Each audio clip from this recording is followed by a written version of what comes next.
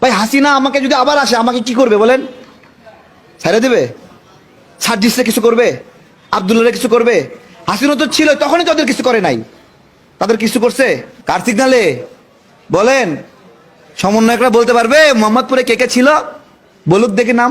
1 কোটি টাকা দেবো বলতে পারলে। হ্যাঁ, নাকে খড় দিয়ে আনিসুল হকের কাছ থেকে আইসা বলছে আন্দোলন বন্ধ। তারা এই প্যাটার্ন জানে না, এর নকশা আছে, কোথা থেকে মিটিং হয়েছে, কোথা থেকে নকশা করা হয়েছে, খসরু ভাই কেন গ্রেপ্তার হলো, এগুলো বিশাল গল্প। গতকালকে যে বলছি এই আন্দোলন নিয়ন্ত্রণ করছে তারেক রহমান, যারা বিশ্বাস করে না তারা আসলে নিমুখ হারাম, নিমুখ হারাম। আমি তো বলতেছি, তিনি নিজে কল দিয়ে প্রত্যেকটা এলাকায় এলাকায় বলছে ওখানে যাও। আমাকে বলছে যে এই এলাকা তো হলোই, সফল হলাই, এখন কোন এলাকা টেস্ট করছি যে মোহাম্মদপুর শ্যামলী এই রোডটা এখনো এই আওয়ামী লীগে ভরপুর, মানুষ নিরাপদ না, ওইদিক গেলেই মানুষের মারতেছে, এই এলাকা দখল করতে হবে। ওকে ওকে, প্রস্তুত হও। পরের দিন সকালে পুরা মোহাম্মদপুর শ্যামল এলাকা জনগণের দখলে। কার সিগনালে? কার সিগনালে?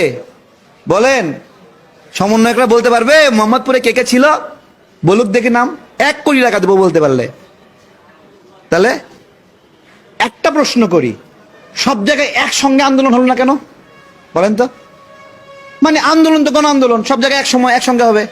মানে একবার বাড্ডাই হচ্ছে, আর একটা 3 ঘন্টা পরে বসুন্ধরায় হচ্ছে, আর 3 ঘন্টা পরে যাত্রাবাড়ি হচ্ছে, আর 3 ঘন্টা পরে মোহাম্মদপুরে হচ্ছে, আর 3 ঘন্টা পরে মিরপুরে হচ্ছে। আলাদা আলাদা কেন?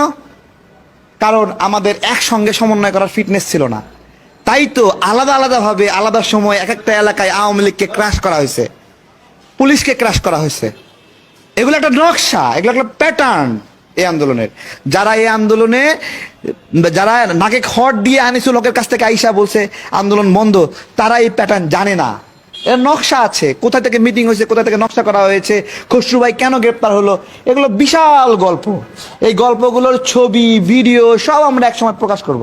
এখনো নিরাপদ না, তাই আমরা এগুলো প্রকাশ করব না।